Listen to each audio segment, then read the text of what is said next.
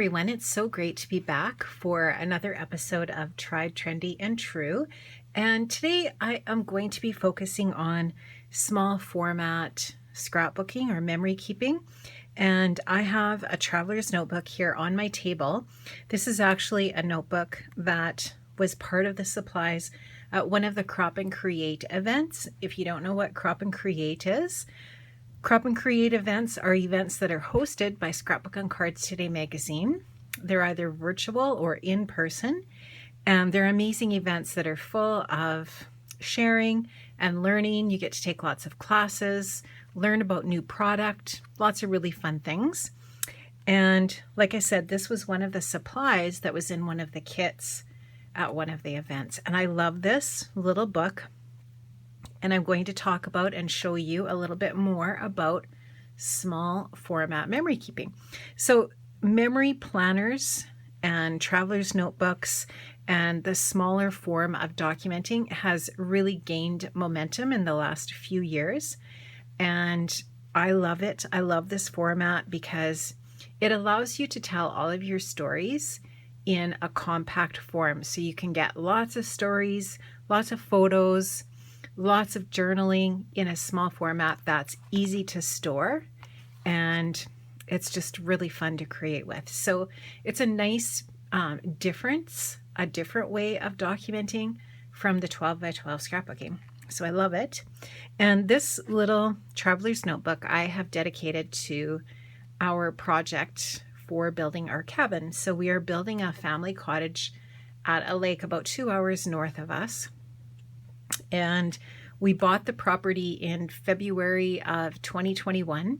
And last summer, we just spent the summer like taking down trees and making a driveway and basically just preparing the property for this summer when we plan to spend the whole summer building the cottage. So this is what the little book looks like so far. I've got a little clip on here, just keeping it closed. So there's nothing on that page yet. And then you can just see all the different little photos and stories that I've told here in my own handwriting. And this is only how far I've gotten so far because, you know, all we did really was that work preparing the lot. So I love this little book so much, and I do have more photos printed and more stories to tell, and that's what I'm going to be doing with you today. What I like to do when I'm starting a project like this is get my photos printed first. And my photos for this particular notebook are all going to be 2 inches by 2 inches. And that's the dimension that I used in previous pages, and moving forward, definitely will use that size as well. You can see that the photo is 2 by 2, and then I leave a little white border around the edges. I just like that look. And I'm going to go ahead and work with these photos that I have here today for this particular project. So I just really like that size. It works really well in this format and this size of notebook, and you will just see how I use those for this double page spread here for my project today.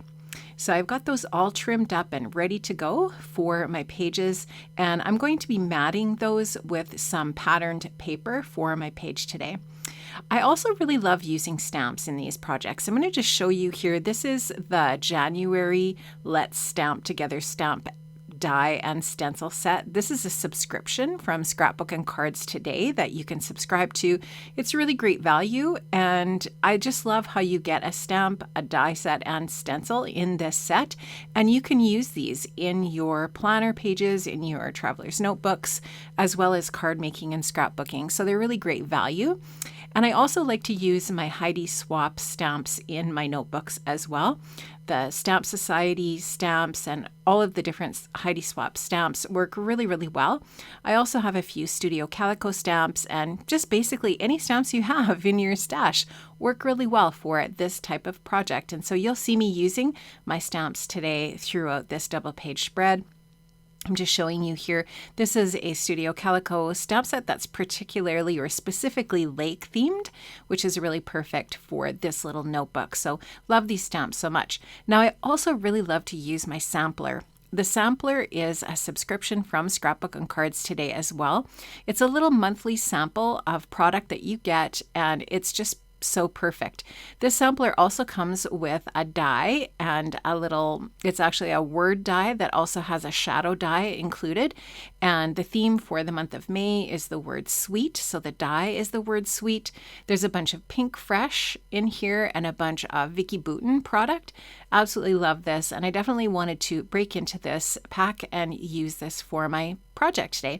So this is the stencil that I got in my sampler for May, and I'm going to use a little bit of Distress Oxide Antique Linen with this stencil on my notebook. And I love how stenciling and inking is a really great way to create just a little bit of detail and pattern in the background of your project without adding any bulk. So I really love that. So you'll just see me using my blending brush and my antique linen, which is a really beautiful neutral color.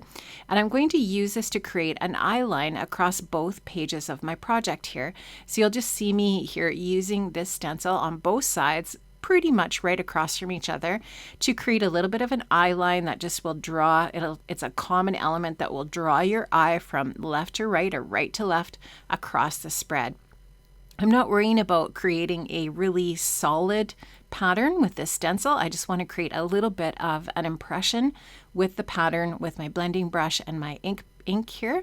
And I love that the Distress Oxide is just really nice and opaque.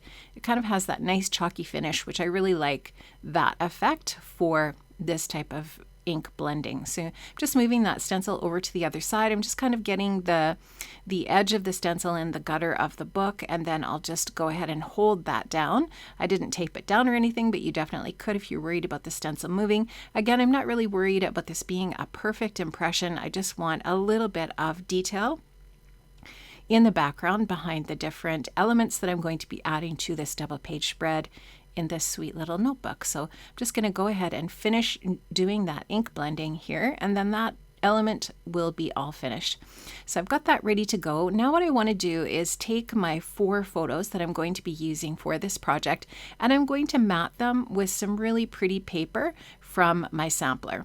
So here you can just see that I have my photo all ready to go. I printed it with my Epson PictureMate Show printer. That printer prints up to 4x6, and I have printed this and trimmed it all down to this dimension. So you can see it's all ready now to be matted. Now I'm just also showing you here what's in this photo. This photo is from Pinterest. What my daughter and I like to do is take a look on Pinterest for inspiration for the decor of the cottage. So in this photo, I'm just showing you how there's some really nice contrasts of black with really nice white airy walls, and then little pops of wood texture here and there as well.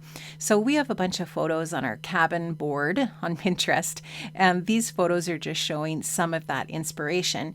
And I just love including things like this in my documenting because it just tells part of the story that I think is important to tell. Now this is one of the papers from my sampler. I love this soft green. I think it's really perfect for the colors I wanted to use for this spread. So I'm going to just take my tape runner and adhere the photo to the patterned paper, and then I'll just trim around the edge of that paper and the photo with my scissors. And I'll do the same thing for all 4 of the photos that I'm going to be using for this spread, and every one of the photos will have the same pattern paper.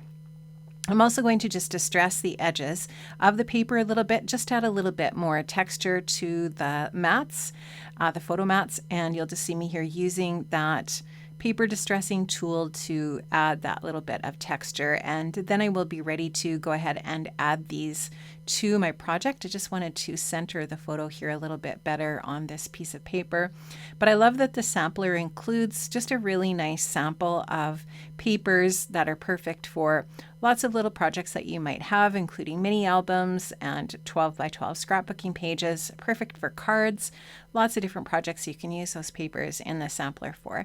So now I've got that all ready to go, and I will just take my tape runner and adhere those in place when I'm ready to do so. So here you'll just see me doing that. And I will just use a little bit of this repositionable adhesive for now. And oftentimes what I will do is once the whole spread is done, I'll go back and just add a little bit of permanent liquid adhesive behind the photos that is archival and photo safe. And you can just see me here just pressing those down and getting the placement onto the layout. Now I am going to do some stamping as mentioned earlier on this project, and this is a brand new stamp, so I'm just conditioning it by just rubbing my finger across the stamp a little bit. And I really love the Evergreen Bow ink from the Distress Oxide collection, and I love that color because, well, first of all, it's a great color, but it also matches really nicely with that patterned paper from Pink Fresh from my sampler. And so I've inked the stamp up now. I'm just going to add that to the top of my layout here on the left side. I did slide a book, Heidi Swap Chapters insert, underneath the page just to add a little bit of a solid backer for the stamping. And here you can also see I'm adding the definition of the word plan. These are all Heidi Swap stamps. And so the title for that side is Make a Plan, and then the definition of plan. And now you can just see I took a black pen and added my journaling in there just with my own handwriting. And now I'm going to add another little detail, another stamp down to the left side here, closer to the bottom. And now I'm just adding some more embellishments with the stamps, and so easy to do. So this is a little bit of mustard seed Distress Oxide. I'm adding some little stars just below the title there. And now I'm going to add a little bit of Salty Ocean Distress Oxide ink. So the colors that I'm using in this spread are yellow, green, and blue, which all complement the colors that are in the photos, which I'm going to be using on both sides of my layout here. I love this stamp. I think it's so cool. It just creates a little bit of a grid, and I'm going to actually add a flap over top of that, but I can add some really fun details to that grid that will add to the journaling on the project. So just love using stamps like that for this type of project. Super cool. Now these are just some really tiny little alphas, again from Heidi Swap. I'm using my pen blade here to help me put those down. You probably can't see them super well on camera, but they do look really nice on this blue ink, and really those alphas are the color of the Evergreen Bow ink, so they match the layout really nicely. And I just wanted to add a little bit of texture and detail to the top of that grid, and I'm just spelling out the word May because this spread is focusing on what we did at the cottage lot during the month of May. And there wasn't a lot to do there, to be honest with you, because it was really a wet and cool spring, but we did do some work, and I'm documenting that on this right side. So again, adding some more stamping. And this says dream big and work hard. So again, I'm using the same colors I've used previously. I've added 2 more photos that mirror the left side, so they're kind of in the same sort of area. I'm just pointing at this photo because I wanted to just tell you a little bit about what's happening. My husband and I hauled the ICF forms, which is part of the foundation, to the lake in May. We unloaded those and we created sort of like a little protection around them to keep them safe from the animals and nature. Here I'm just showing you how I did some more stamping underneath that journaling there. And I'm also going to use this really fun little chipboard circle from my sampler for an embellishment, and I'm also going to do some stamping inside of there as well. So really love that, and I love using all of those little bits and all of these different little areas to add detail to the project. Now I did use my black pen to go over top of the stamping there a little bit because it just ended up being a little bit blurry. This is a piece of ephemera from my sampler. Again, I scored it to create a fold because I wanted to create a little flap here. And this is going to be perfect for a little journaling area. And then underneath the flap, I can either add another photo or some more journaling or stamping.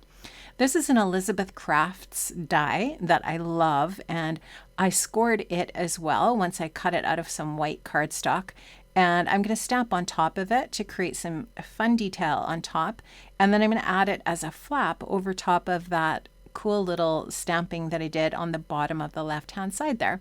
So I'm just going to add a little freeze in that little thought bubble, which is super cute, just with some black ink. And I'm going to just, again, use my stamping block to help me get that down. I'll use some liquid glue again, just as I did with that flap on the right side to adhere this down. And you can just see how that's going to be just a really cute little interactive flap over top of the stamping that's underneath. I just like doing that on my projects. I think it's fun for the person looking at the album to be able to flip flaps and find things that slide and all that kind of stuff. It just makes it more interactive and interesting. And it's not really all adding too much dimension or thickness, I guess. It's not really adding too much thickness to the project just because it's a single piece of paper. Now I'm just taking some little star stamps, which I think are super cute. And these are great little fillers. So if you find that you have some white space that just needs a little something, these are great little items that you can add to those areas. And I'm using all 3 colors of ink that I used on the rest of the spread to add these little stars. And I think that's super cute. I love how that finishes the spread off. And I'll just add a little bit more journaling on top of that flap at the bottom of the right side. And my project is finished. And I love how this turned out. I think it's super fun. Tells lots of different little stories. There's 4 photos on this one single double page spread. I'm just showing you how I can still add more elements behind that flap on the right. And that will finish my project off. Thank you so much for joining me today. I hope you enjoyed this. I hope it inspired you to maybe jump onto the trend of scrapbooking and memory keeping in a smaller format, like a traveler's notebook. This is a really fun trend. I love it. And I definitely think it's something that will be true in the future, something that I will continue to do. Take care, friends. Bye-bye.